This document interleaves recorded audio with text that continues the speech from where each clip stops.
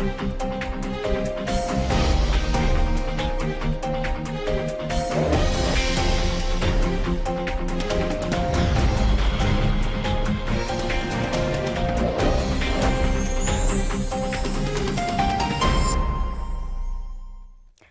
иттилоотии ҷаҳоннамо инъикоси ҷараёни рӯйдодҳои рӯзро идома медиҳад. Дар студия Зарнигор Равшанзода. дар натиҷаи заҳмати пурмаҳсули кишоварзон дар соли 2016 рушди устувори соҳа идома ёфта. истеҳсоли ғалладонагиҳо ба 1 миллиону 400 000 тонна, картошка ба 890 000 тонна ва сабзавот ба 1 миллиону 670 000 тонна расонида шуд, ки ба таъминоти мардум бо маводи ғизоӣ таъсири мусбат расонид. бо вуҷуди ин хотирнишон месозам, ки бо дар назардошти захираву иқтидорҳои кишвар барои бо маротиб афзоиш додани истеҳсоли маҳсулоти соҳа ҳанӯз имкониятҳои зиёд мавҷуданд. аз ин лиҳоз вазорати кишоварзӣ, академияи илмҳои кишоварзӣ, мақомоти иҷроияи ҳокимияти давлатии вилоятҳо ва шаҳру ноҳияҳо бояд дар доираи иҷрои барномаҳои қабул гардида ба афзоиши устувори ҳамаи намудҳои маҳсулоти соҳа аҳамияти хоса зоҳир намоянд. соҳаи пахтакорӣ ба рушди саноати сабук, содироти маҳсулот ва бо ҷойи кор таъмин намудани аҳолӣ мусоидат менамояд. аммо бо таъсири омилҳои гуногун, аз ҷумла вобаста ба вазъи бозори фурӯш, майдони кишти он нисбат ба солҳои гузашта кам шуда, боиси коҳиш ёфтани фаъолияти корхонаҳои коркарди пахта ва ҳаҷми содироти он гардидааст. бинобар ин масъулинро зарур аст, ки вобаста ба шароити иқлим ва имкониятҳои истеҳсолии ҳар як минтақаи мамлакат ҷиҳати мунтазам зиёд намудани масоҳати заминҳои кишти пахта, баланд бардоштани ҳосилнокӣ ва ба ин васила зиёд кардани ҳаҷми истеҳсоли он, инчунин беҳтар намудани ҳавасмандии кишоварзон ба афзун гардонидани истеҳсоли пахта ва бо ашёи хом таъмин намудани корхонаҳои саноати сабук тадбирҳои иловагӣ андешанд, омадааст дар паёми солонаи пешвои миллат ба Маҷлиси Олии Ҷумҳурии Тоҷикистон. идомаи хабарҳо. боғдорони хоҷагии Сомони шаҳри Турсунзода таи солҳои охир дар баробари ангурпарварӣ ба шафтолупарварӣ низ камари ҳиммат бастанд. дар натиҷаи меҳнати босамар имрӯзҳо корҳои агротехникӣ дар боғот ба анҷом расида, дарахтон ғарқи гул мебошад. тафсилоти бештар дар гузориши ҳамкорони мо. хоҷагии деҳқонии боғи Сомон баъди соҳибистиқлолии ватан рӯи кор омад. аслан хоҷагии мазкур барои истеҳсоли меваҳои шаҳдбор пешбинӣ шудааст.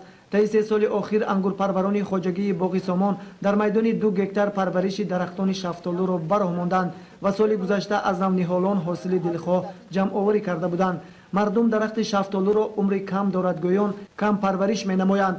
боғдорони хоҷагии боғи Сомон бар он ақидаанд, ки як дарахти шафтолу то 15-17 сол умр дида ҳосили фаровонро ба бор меорад. дар ин бора деҳқони асил боғдори номдор ҳоҷи Камол Мадумаров чунин мегӯяд. خداتان دیدید شافتالزار را. من یک بار تلخزآباد رفتم، من یک 20 سال 30 سال پیشترک همینجا نخال ها را دیدم و 30 سال 35 سال شده است بیابه.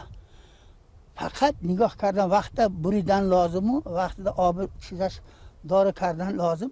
انا خداتان گواه که چخل بریده است، شکل خوب دادن لازم. هر چیز را کمتر اعتبار میتید همه نقص میشه.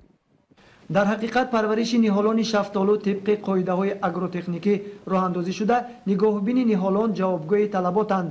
боғдорони хоҷагии боғи Сомон пайваста кӯшиш менамоянд, ки бо истеҳсоли маҳсулоти босифат бозорҳои дохилии кишварро ғановат бахшида дастурхони мардумро пурфайз гардонанд. изҳор дошт раиси хоҷагӣ Муҳаммад Амин Мадумаров. ҳамон гап аст, ки мероси падархоҳӣ касби падаромӯзбитани гап аст. шумо чӣ хеле ки мана дида истетон, мо ҳама акаҳои додорро рафиқо ҳамон бачаҳои фарзандои ҳамон ҳоҷибо мо ҳамон касби падар омӯхтемда. омӯхта ҳамон аз он кас ҳамон чизҳоро ёд гирифта истодем. қариб ҳамаи мо ҳам ҳамон боғдори касби деҳқончигиро вай кардем, интихоб кардем. ҳамасолат дар фаслҳои тирамоҳу зимистон ва аввали баҳор дар бозору марказҳои савдои кишвар нархи баъзе намуди маҳсулоти кишоварзӣ аз ҷумла сабзавот боло меравад. ба ин хотир кишоварзони мамлакат шумора ва майдони гармхонаҳоро васеъ намуда маҳсулоти барвақтии сабзавотро ба савдо мебароранд, ки дар мӯътадил нигоҳ доштани нарх мусоидат мекунад. дар ноҳияи Мирсаид Али Ҳамадонӣ низ сол ба сол шумораи гармхонаҳои мавсимӣ зиёд мегардад.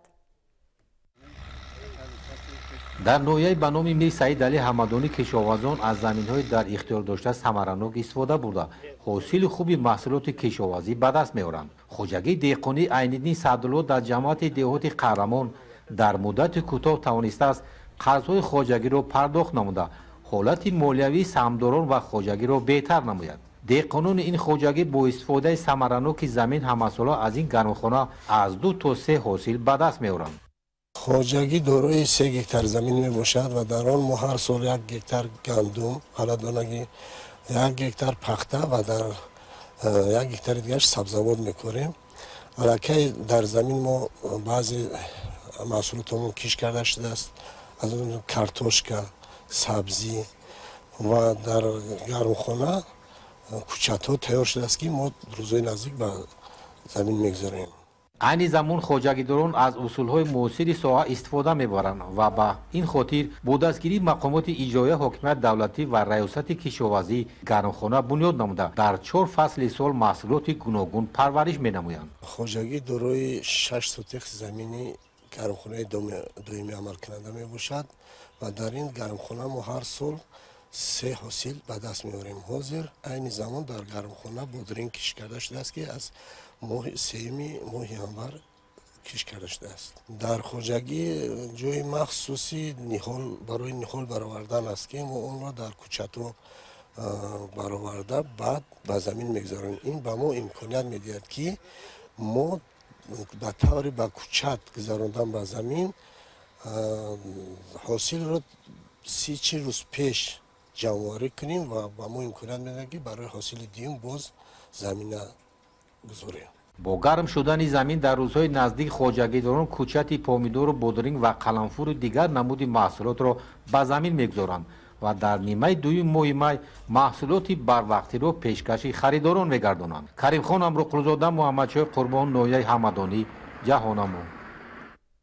дар заминаи дастгириҳои ҳукумати ҷумҳурии Тоҷикистон нисбат ба шахсони маъюбу бепарастор фаъолияти мактаб-интернати ноҳияи Қубодиён сол аз сол беҳтар мегардад. айни замон дар ин даргоҳ 378 нафар ба парасторӣ фаро гирифта шудаанд.